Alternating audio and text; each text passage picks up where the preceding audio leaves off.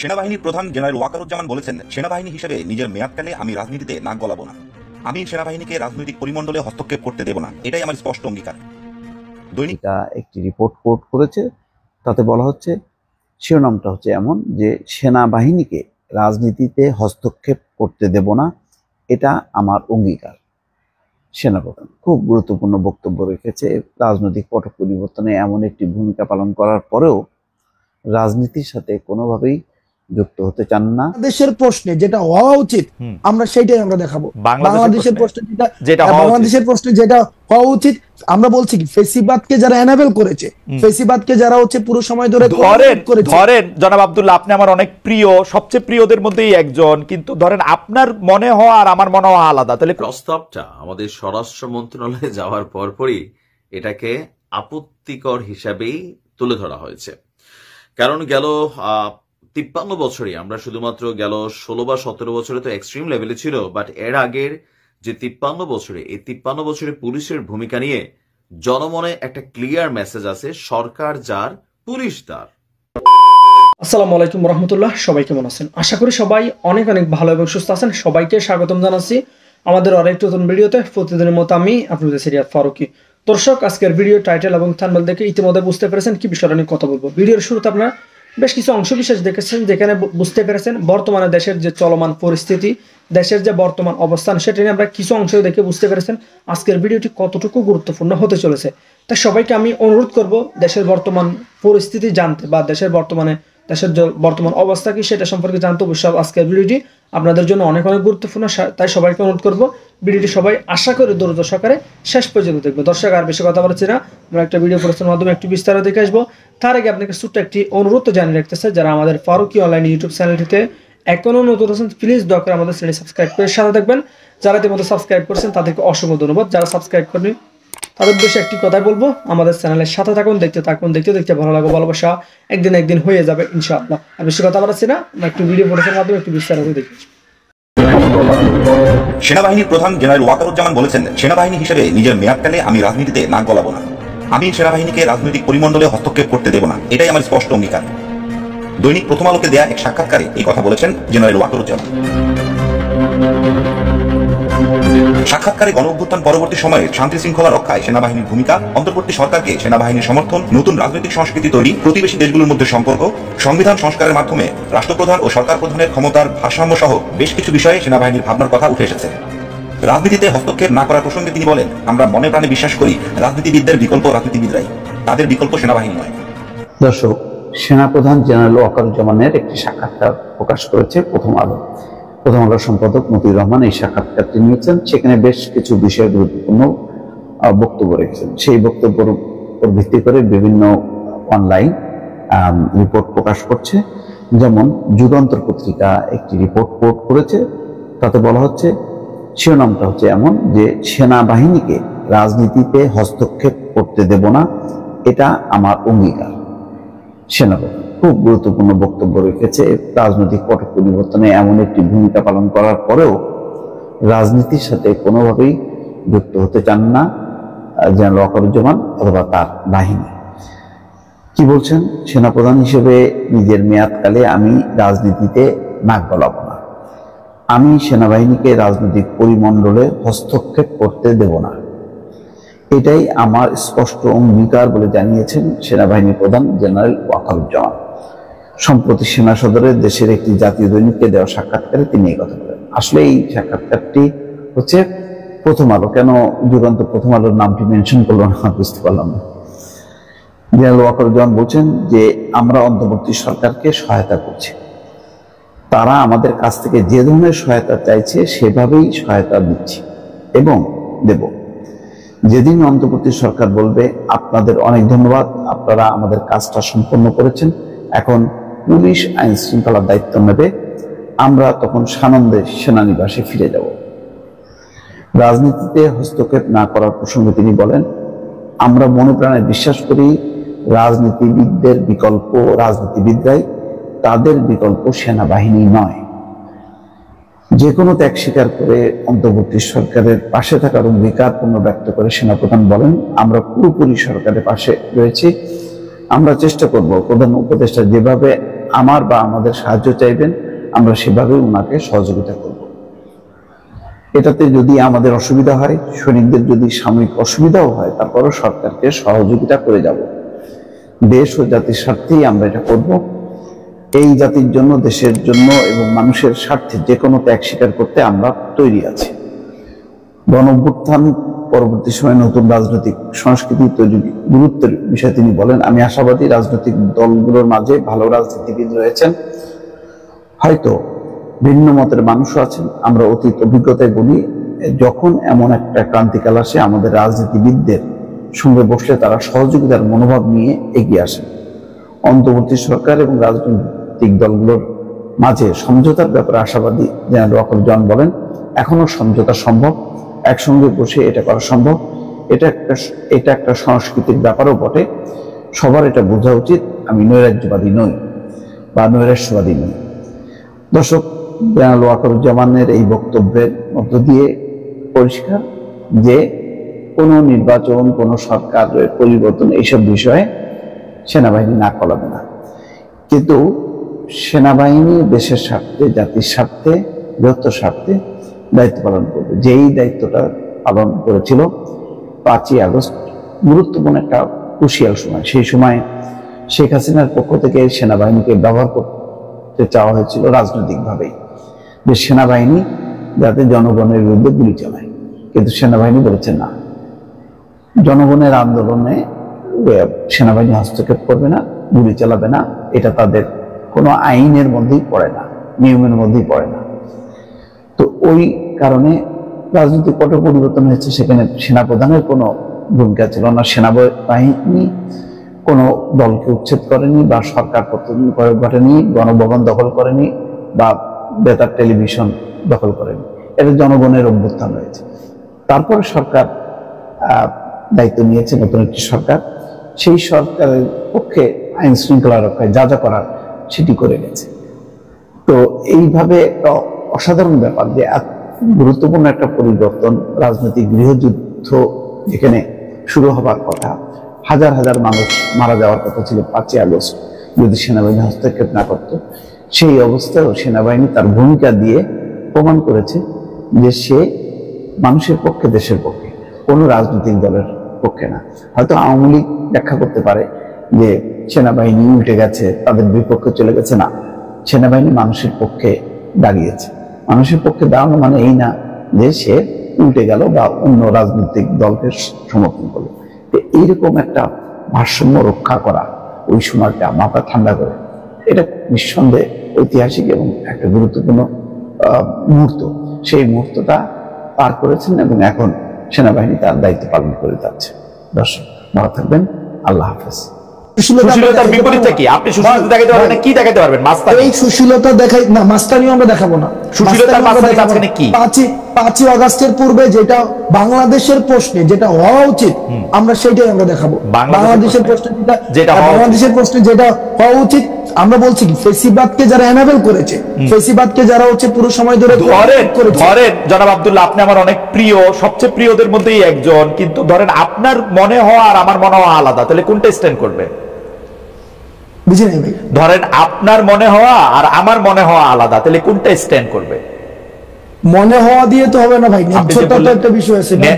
আচ্ছা, মনে করেন ন্যায্যতার দিক দিয়ে কে এটার ন্যায্য ঘোষণা করবে? হাসান আব্দুল্লাহ নাকি ধরেন অন্য যে কেউ? আপনি তো এখন আমি কইলে এটা কেন? ওকে ভাই, তাহলে একটা ভোট হোক। এক্স্যাক্টলি, তাহলে এটা ভোট হলে লোকজন কি বলে সেটা ছিল কি ছিল না। হ্যাঁ, জি জি, ওকে, হ্যাঁ ঠিক আছে। কি ভোট হবে? যে সময় টেলিভিশনে আমার যাওয়াটা, এটা কি ন্যায্য না অন্যায্য? কিন্তু আপনি নিজেই তো বলছেন সময় টেলিভিশনে যাওয়া আপনার ঠিক হয় নাই, এখন আপনি ভোট চান আরেকটা। না না না, সময় টেলিভিশনে আপনি যে পরবর্তীতে কিছু স্ট্যান্ডার্ড দাঁড় করাইছেন, যে হচ্ছে ভাই সময় টেলিভিশনে যে আমার নামে এই 5 জনকে বাদ দিয়ে দিল, 10 জনের একটা লিস্ট ধরাই দিয়ে আসছি, তারপর হচ্ছে ওই 5 জন, এই পুরো প্রক্রিয়াটা আমার ভুল ছিল। আমি সময় টেলিভিশনে যাওয়াটা ভুল ছিল না।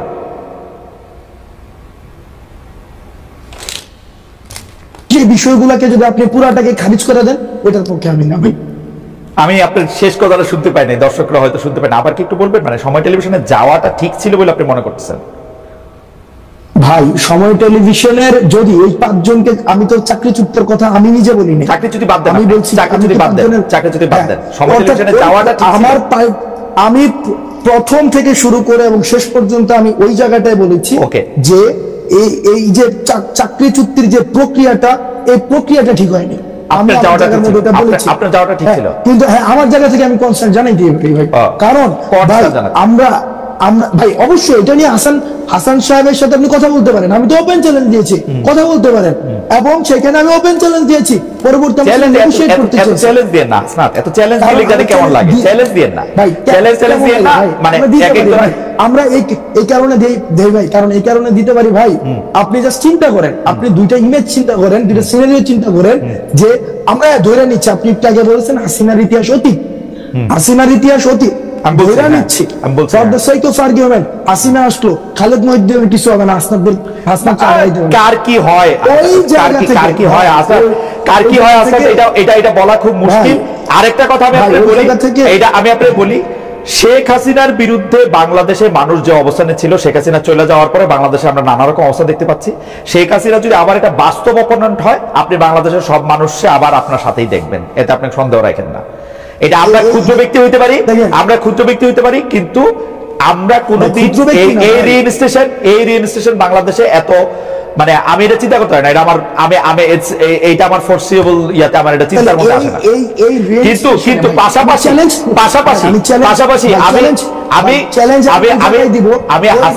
আমি হাসিনা চলে গেছে, যারা ফ্যাসিলিটেট করতে চাইবে, ওই রিইনস্টেশনকে যারা ফ্যাসিলিটেট করতে চাইবে বা ফ্যাসিলিটেট করার কোন ধরনের প্রয়াস চালাবে, সেই জায়গায় আমরা চ্যালেঞ্জ জানাবো, এবং এটা স্পষ্ট। কিন্তু হাসনাত, আমি হাসিনার মতো এরকম কাউরে চাই না যে সে একই সাথে নেতা, কাজী, প্রধান, ডাক্তার, এরকম সব দায়িত্ব নিজেকে অ্যাসাইনমেন্ট দিবে শেখ হাসিনার মতো করে। আমি দিয়েছি, আমি ওটা দিয়েছি, ওটা আমি করেছি, কারণ আমি এটা ভালো মনে করেছি, এটা না হোক এটাও চাইবো আর কি। হাসনাত, আমার কিছু বলার নাই, আপনার যদি কিছু বলার থাকে, মানে আমি আর এই ছোট ছোট হাসিনা চাই না। আমি I have enough of Hasina in my life ভাই, আমরা ছোট ছোট হাসিনা চাই না ভাই, হইও না আর কি, হইও না। লাস্ট সেন্টেন্স আমি অনেকক্ষণ ধরে কথা বলেছি, লাস্ট সেন্টেন্স সেটা হচ্ছে যে ভাই, আমরাও চাই না সবকিছুকে সেন্ট্রালাইজড হয়ে যাক, আমরা চাই প্রতিষ্ঠানগুলো ফাংশন করে, হাসনাতকে যেন সময় টেলিভিশনে না যেতে হয়, আমরা ওইটা চাই।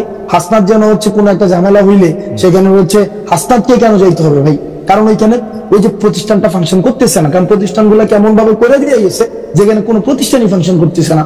আমরা খুব করে চাই যে প্রতিষ্ঠানগুলো এনাবেল হোক, একটা স্টেট একটা বিল্ডিং হোক, একটা ন্যাশন একটা বিল্ডিং হোক ভাই, যেন আর কোনো খালেদ মহিউদ্দিনের দেশ ছেড়ে চলে না যেতে হয়, আর খালেদ মহিউদ্দিন যেন দেশে বসেই ক্ষমতাকে প্রশ্ন করতে পারে, খালেদ মহিউদ্দিন যেন এই চিন্তা না করে। আপনার প্রশ্ন করতে আমি দেশে আসবো শিগগিরই, আপনার প্রশ্ন করতে, ডক্টর ইউনূসের প্রশ্ন করতে, যে আমার প্রশ্নের উত্তর দিবেন তাহলে তার প্রশ্ন করতে আমি দেশে খুব শিগগিরই আসবো। হাওয়েভার বলি তারা কিছু এই বন্ধু, আপনি ইংরেজি সাহিত্যের ছাত্র, আপনি কিন্তু বারবার মানে ইংরেজি সাহিত্যের কথা বলতে হয়।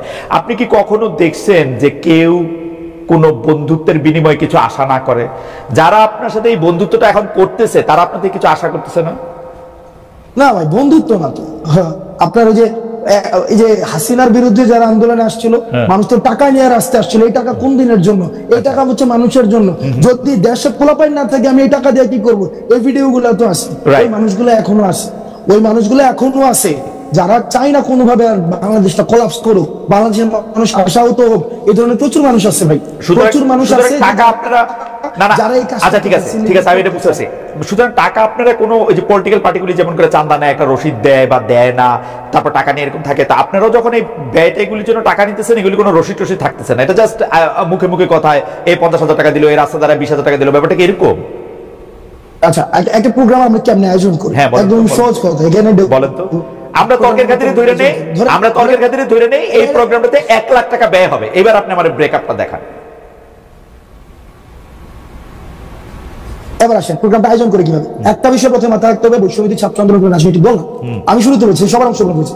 এবার ধরেন খালেদ মহিউদ্দিন ভাই চাইতেছে, তার এলাকার মানুষ কথা বলতে চায়, তার এলাকায় যারা আন্দোলন করেছে তারা আমাদের সাথে কথা বলতে চায়, তারা আমাদের বিষয়ে কিছু বিষয়ে তারা ক্ষুব্ধ, তারা আমাদের বিষয়ে তারা কিছু ইস্যু আছে, এবং একই সাথে তারা কিছু আশা আকাঙ্ক্ষার কথা বলতে চায়। আমরা সেখানে যাই, খালেদ মহিউদ্দিন কি করে সেই প্রোগ্রামের আয়োজন করে, সেই প্রোগ্রামে এলাকার মানুষ থাকে, যারা আন্দোলন অংশীজন ছিল তারা থাকে, তারা নিজস্ব ফান্ডিং এ সেই কাজটা করে। সিম্পল। ওকে, বাংলাদেশে যেহেতু 50 লক্ষ খালেদ মহিউদ্দিন আছে, সেই 50 লক্ষ খালেদ মহিউদ্দিনের এক একটার এক এক রকম চেহারা। কোনটা বিএনপির খালেদ মহিউদ্দিন, কোনটা জামায়াতের খালেদ মহিউদ্দিন, কোনটা কমিউনিস্ট খালেদ মহিউদ্দিন, কোনটা বড়লোক খালেদ মহিউদ্দিন, কোনটা সাবেক চেয়ারম্যান খালেদ মহিউদ্দিন। আপনারা কি সব খালেদ মহিউদ্দিনের অনুষ্ঠানেই যান? আমরা সব খালেদ, আমাদের একমাত্র লিটমাস টেস্ট ফেসিবাদের যারা হচ্ছে এই কাঠামোর এই যে আওয়ামী পৃষ্ঠপোষকতা করেছে এবং এই যে আওয়ামী লীগ বাদ দিয়ে সবার কাছে যান, আওয়ামী লীগ বাদ দিয়ে সবার কাছে যারা এই যে গণ অভ্যুত্থানে ফেসিবাদ বিরোধী যে শক্তিটা ছিল, আমরা সবার কাছেই যাই, সবার কাছে যারা ডাকাই তাদের কাছেই যাই। আপনাদের লিটমাস টেস্ট হচ্ছে যারা আওয়ামী মানে গণ অভ্যুত্থানে যারা আওয়ামী লীগের সঙ্গে ছিল বা আওয়ামী লীগের বিরোধিতা করেনি তারা বাদ দিয়ে আপনারা সবার কাছে যান। আপনারা কয়েকদিন আগে যে সিটি কর্পোরেশনের কাউন্সিলরদেরকে রিইনস্টেট করতে চাইলেন, এটাকে ওই প্রক্রিয়ার মানে লিটমাস টেস্টটা ওরা পার হয়েছিল? ওই প্রক্রিয়া লিটমাস টেস্ট, ওই ঘটনাটা খুব ইন্টারেস্টিং একটা ঘটনা। প্রথমত হচ্ছে ওই মানুষগুলো আমাদের কাছে আসছে যে তারা হচ্ছে জামাত এবং বিএনপির থেকে তারা নির্বাচন করেছে এবং ওই নির্বাচনে এমনও হয়েছে যে তারা জেলে ছিল, এই হাসিনার বিরুদ্ধে আন্দোলনের পরে তারা জেলে ছিল, জেলে বসে নির্বাচন করেছিল এবং সেখানে তারা হচ্ছে জয়ী হয়েছিল। ওই জামাত এবং বিএনপির যেই অংশটা ছিল তাদের অংশটা আমাদেরকে ডেকেছে, আমরা নিয়েছি না, তাদেরকে আমরা ডেকেছে এবং সেখানে কিছু কিছু জায়গায়, হ্যাঁ এটা ঠিক যে মানে এই জায়গায় অস্বীকার করার কোনো উপায় নেই, সেখানে কিছু কিছু বক্তব্য ওভাবে আসা উচিত ছিল না যেভাবে আমরা আমাদের জায়গা থেকে এসেছে। আমরা আমাদের জায়গা থেকে তাদের কিন্তু রিইনস্টেট করার কোনো ধরনের আমাদের পাওয়ার নাই। আমরা আমাদের জায়গা থেকে বলেছি যদি কমিশন করে দিয়ে কারা কারা হচ্ছে, যদি মানুষের আমরা দেখেছি ইতিমধ্যেই একটা অসন্তুষ্টি তৈরি হয়েছে স্থানীয় শাসনে, কারণ এই প্রশাসক দিয়ে হচ্ছে স্থানীয় যে সুবিধাগুলো রয়েছে, সুযোগ সুবিধাগুলো রয়েছে সেগুলো প্রান্তিক জনপদ পর্যন্ত পৌঁছানো যায় না। তো সুতরাং সেটাকে কিভাবে রিভিজিট করা যায়, রিভালুয়েট করা যায়, সেই প্রস্তাবনাটা আমাদের জায়গা থেকে আমরা দিতে চেষ্টা করেছি। আমি একটু দর্শকদের উদ্দেশ্যে একটু বলতে চাই যে আসলে আমাদের অনুষ্ঠানটা আমরা 1 ঘন্টা করি, কিন্তু জনাব হাসনাত আব্দুল্লাহকে যেহেতু অনেকগুলি বিষয়ে আমরা একটু জানতে চাইতেছি, and I am requesting the producer.